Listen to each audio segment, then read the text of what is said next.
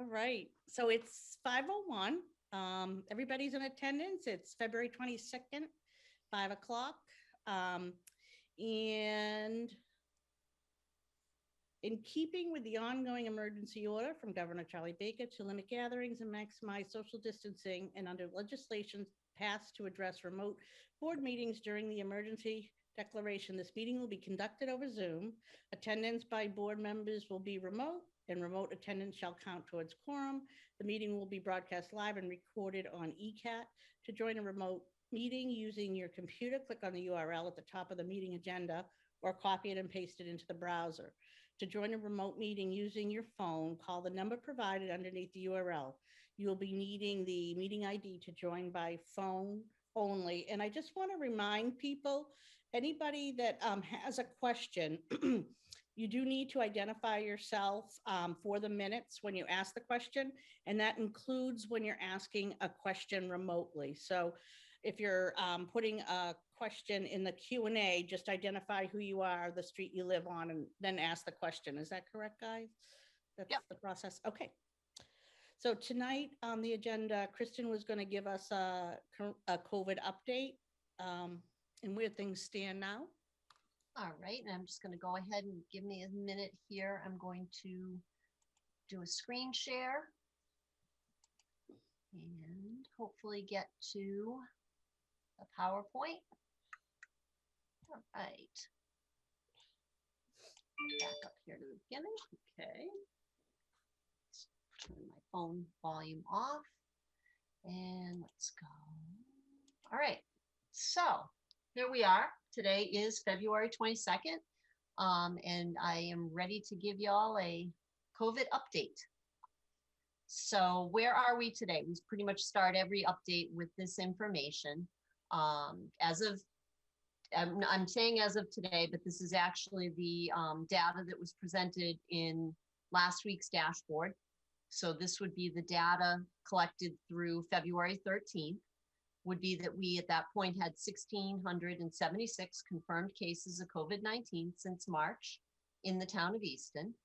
Easton's average daily incidence rate per 100,000 that is used for the color calculations has dropped us back into the yellow range again for another week. And on the next slide, I'm going to go into a little more detail as to where that number is coming from and try to address some of the questions that have been asked about Stonehill's testing numbers and how that's impacting us one way or the other. We continue to see, as we're doing case investigations, spread within households.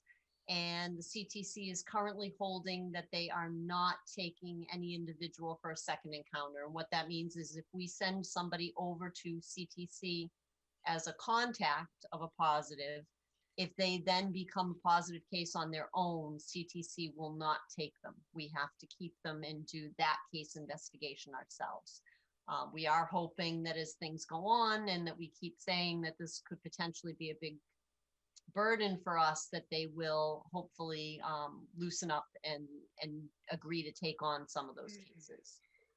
As you can see, our percent positivity rate had gone up and was at its highest right after, or post holidays. The data range from December 27th through January 9th is when we hit our high.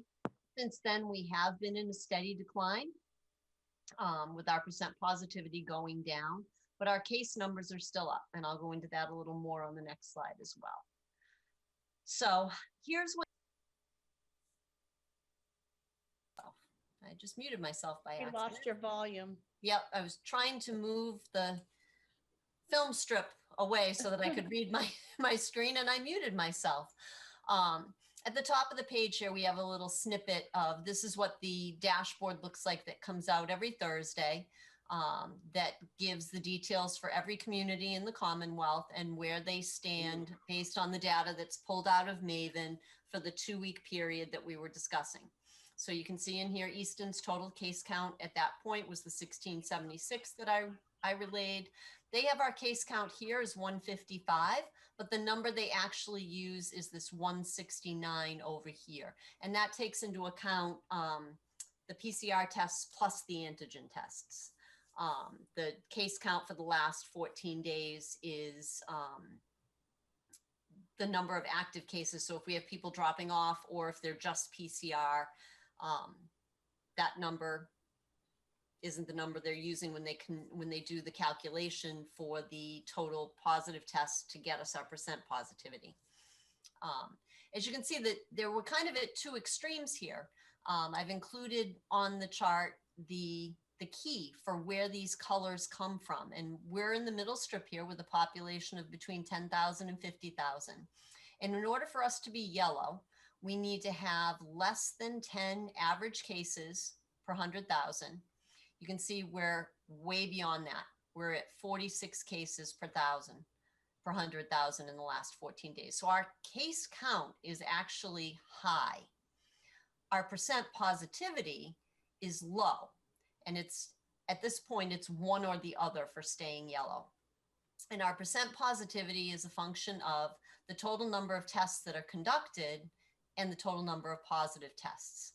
In the past, I was asked if we could break out or at least give some representation as to how much of that is Stonehill. I've spoken with Stonehill. They're very cooperative. They're tried very hard to break the data out, but it's kind of a Herculean task, because in that same period, you can see I have the strip here that reflects our overall data in orange, and has us at our 2.69% positivity for the week prior to this one, the 2-week block prior to this one. For that same block of time, Stonehill conducted 8,842 tests. Now, we as a town actually had less tests than that. And the reason for the discrepancy is this is the total number of tests that they're administering, but they get reported to the town that the person lives in. So if a person, remember, they're doing all staff, they're doing all custodians and police, their campus security, they're doing all the kitchen staff, all the maintenance staff. So there are a good number of individuals in this testing pool that don't reside in Easton. But I do think it's interesting to look at the number of tests that they're doing and the number that are coming in positive in that data range. Their actual percent positivity is very low. They're actually below a 1%. They're at a 0.5%, if you wanted to round it up and even say 0.6% of the tests that they're conducting are actually coming back positive. And this is just about the time that they were going into their pause. So their numbers are extremely low for positives, but they are conducting a lot of tests. A lot of those are kids that are living on campus or are living in the community and are making up a portion of the 7,000 tests that we're showing on our report. So I don't know that that actually answers the question, because I can't really physically separate the two sets of numbers. But what I've been saying I guess it illustrates what I've been saying all along. They are doing a lot of testing. They are maintaining a very, very low positivity rate on campus. And yes, some of those multitude of tests that they're doing are giving us are showing up in our total number of tests, which is allowing our positivity rate to be low, while our average daily incident rate is actually still quite high, 46.6 per 100,000 for a daily average. If we, broke that down, we are still dealing with multiple cases per day coming into the office for Easton residents. So transitioning, the other big news is that the state has gone to phase 2, step 2, which now means that individuals over the age of 65 and individuals with 2 or more specified medical conditions, the governor, they've made the decision to get rid of the word comorbidities and go with certain medical conditions that they have defined for this next category. So what has Easton been doing for vaccine to date? So Easton ran its first responder clinics using town personnel in January. This included 20 firefighters/paramedics who were trained in COVID testing as well as COVID vaccine administration. It included all of our Board of Health staff being trained to use the state's PrepMod system for clinic registrations. The town ran its first clinic for eligible residents on Friday, February 5th, administering 250 doses in 5 hours to eligible employees and residents, achieving 100% administration of the available doses. Not a single dose was wasted. There were people who had signed up and registered who, for some reason or another, were not able to attend, that notified us. Our wait list process was effective and we were able to fill those slots in, and not a single dose was wasted that day. Easton then received another 100 doses from the state and held the second clinic on Friday, February 12th, administering 100 first doses, and piggybacked that date-wise with 30 second doses for our first responders. Once again, we achieved 100% administration of the available doses, and second doses were also administered for the first responders that received the January shots on February 13th and February 18th. On February 17th, when the day before the governor made the announcement that I showed 2 slides previous, Secretary Sutters issued a letter to public health professionals with the following information. It stated that we were moving to phase 2, step 2, which would make 1 million additional individuals eligible for vaccine. The letter also told us that vaccine distribution of first doses to municipalities would stop on March 1st. We did not receive any vaccine last week. We have not been informed that we're receiving any vaccine this week, and we are not being given an opportunity to request in any way, shape, or form first doses going forward.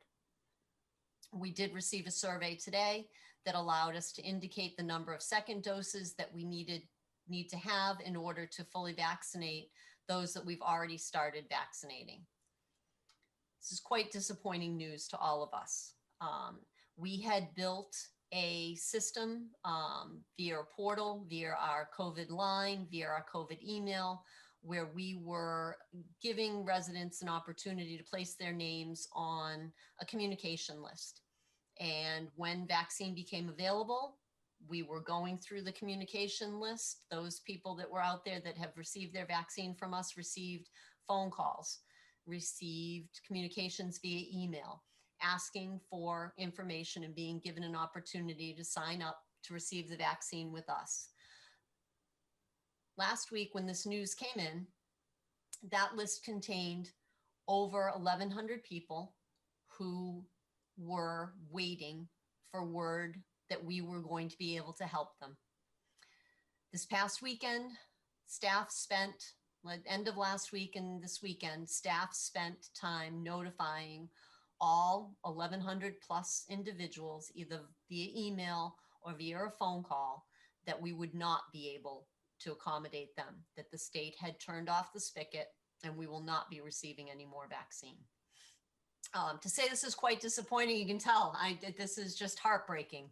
To have been a part of the clinics and to have seen the relief and the gratitude in the residents that were able to come to a building that they knew, to see faces that they knew when they haven't been able to leave their homes in a year, to have that rug ripped out is actually, it's just heartbreaking. I've been on calls and have called it cruel.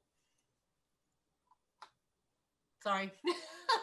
No, not to mention all the work you guys put into it, you know. I care. This is heartbreaking. But ongoing, we're just going to have to shift tides and do what we can do. The Easton Emergency Management Association executive team will continue to meet twice a week. We will continue to plug away and plan for upcoming challenges and share information as it becomes available, and advocate for our residents and fight to get the message out there that there isn't just one way to do this, that we can, we can, and hopefully, I mean, the hope is that once the other vaccines become available, that maybe they will reconsider and will allow us to have another bite at the apple and possibly do some of our vulnerable populations. We continue to check in with the school administration and have daily contact with them. We're in the process. We actually have had additional staff trained in Maven, and we're shifting over to, again, be ready for those cases that CTC won't take, that we have to follow up on ourselves. And the more difficult cases, we've had a couple this weekend who just, did not want to communicate with us.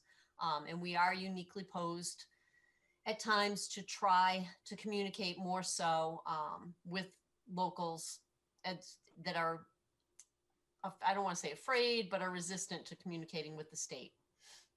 Our COVID website continues to be updated.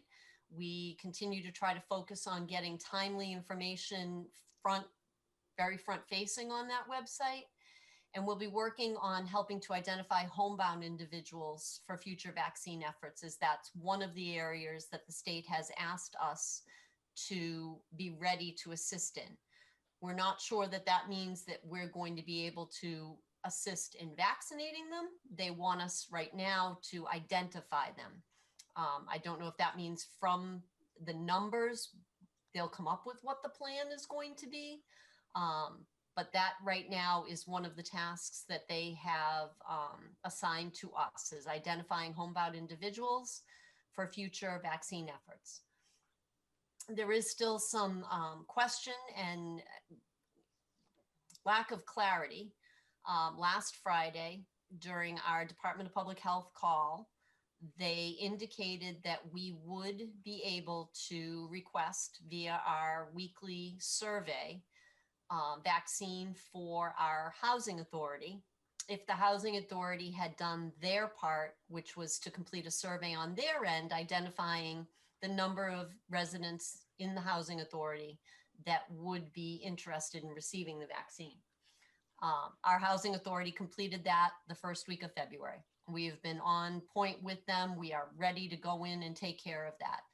Today, that weekly vaccine request went away without any mention of how we would request or communicate those needs.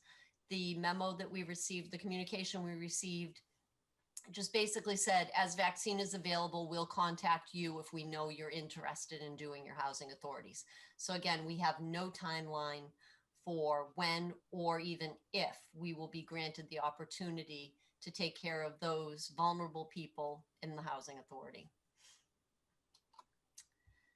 That is all I have prepared. I'm sure there are a few different questions that are out there, and I'm going to stop the screen share and turn it back over to the chair. I don't see anything in the question box from anyone. Does anyone from the board have any questions? I actually have a question. So I know you were in pretty constant communication with Easton Public Schools. How does that play out with Southeastern Regional High School that isn't part of Easton Public School, but still employs a lot of town residents and has a lot of students? So we do have a communication process with them that we're able to, if we have a student who doesn't show up as being Easton Public Schools, we go to the next step. Is that where they're attending? Or if, a lot of times Easton Public Schools can tell us where they might have outplaced or out transferred to. And then most of our cases are going to CTC. So they're communicating with everybody anyway. Okay. Kristen, I had a quick, oh, I'm sorry, go ahead. Go ahead, Chris. Oh,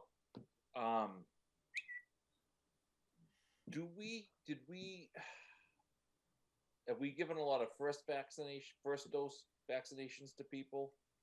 And with the state canceling out, does that mean people were going to have to scramble to get their second dose? No, we have been assured that the second dose is coming for those that we administered. So thus far, We had the 80 doses for first responders that we acquired through a collaboration. When initially, when this came out, they said they wouldn't ship to us unless we could use 200 doses. Mhm. We formed an alliance with Foxborough and some other towns, and we were able to secure those 80 doses. Those 80 second doses were delivered to us and have been administered. We then obtained 150 doses through one of the area hospitals, and we received 200 dose shipments from the state. So we have in total done 350 of our eligible residents, the majority of which are the over 75s. Those 350 individuals, we have been assured we will receive the vaccine to do their second doses. Those are the 2 clinics that we have already scheduled. Everybody has already booked their appointment time for March 2nd and March 9th.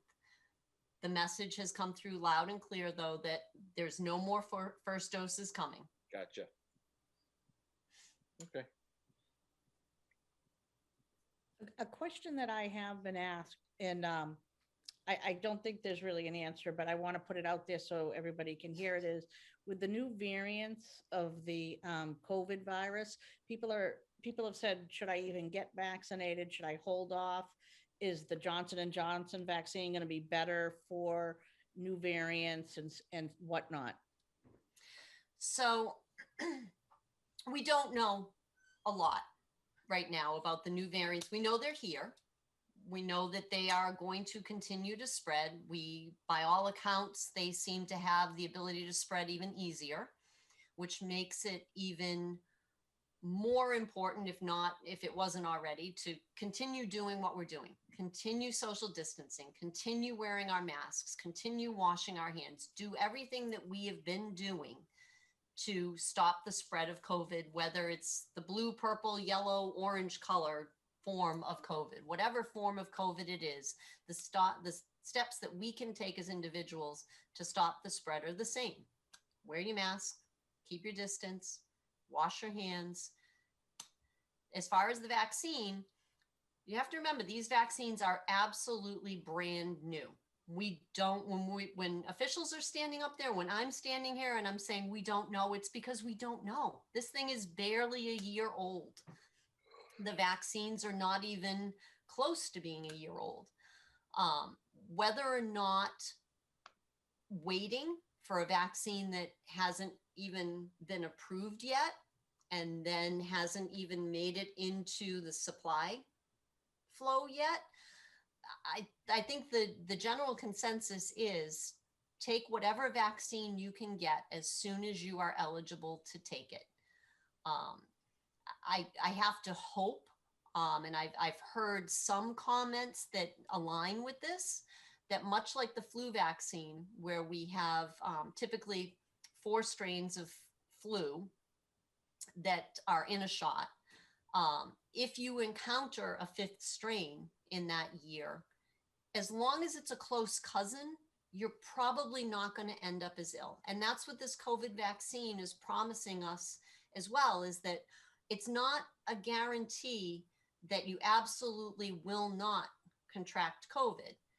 It is, the science is telling us this will save hospitalizations. It will save lives. It will significantly limit the effects of the vaccine if anyone comes in contact with it. So I wouldn't hesitate. We've seen how long it's taken just to get through these first couple of phases. You know, the information could change tomorrow, but that's just what we're living with right now. Thank you, Kristen. Any other questions? And Kristen, I do have a question. I'm pretty sure the answer is no one is very clear. Once someone is fully vaccinated, are they still able to be a carrier? I know masks are still going to be required to figure it out, but we don't have any definitive information on that, right? No, there is no definitive, clear answer yet. It's going to take time to figure that out. You know, just like we didn't know originally that there were asymptomatic carriers walking around. And we figured that out. We've figured out a lot in the past year. And hopefully we're just gaining speed and we'll keep figuring out more and more as we go forward. But right now, no, we don't know.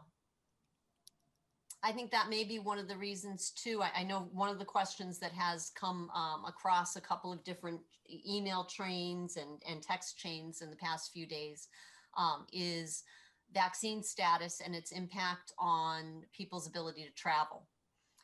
And as of right now, the Massachusetts travel advisory has not been changed to reflect any leniency or relief for those individuals that are vaccinated. I know CDC is looking at it. I know CDC may come out with its own version of that, but we have to wait for our governor to change our travel policy before we can say that, yes, because you're vaccinated, you don't need to quarantine. The only exception right now is that anyone who has had COVID within the past, in the 90 days prior to their travel is not required to quarantine. Thank you. Thanks for answering that. I know that last one was a question that does come up. You know, I had it and I'm in the 90-day bubble. Do I have to quarantine after I travel? Any other questions? No? Well, I hope after all the work that was put in for those vaccine clinics that things change and, you know. We'll keep our fingers crossed that if the Johnson & Johnson is approved, if the supply starts coming through more rapidly, we stand ready and we stand willing and able and would love the opportunity to be able to service our residents and not have them be told by the secretary that a 45-minute ride is acceptable, because we don't feel that way. We would love to be in a position to have it be a 5-minute ride and to be with people that you know.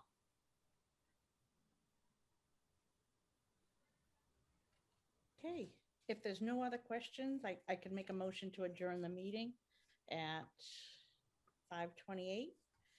Seconded. All those in favor?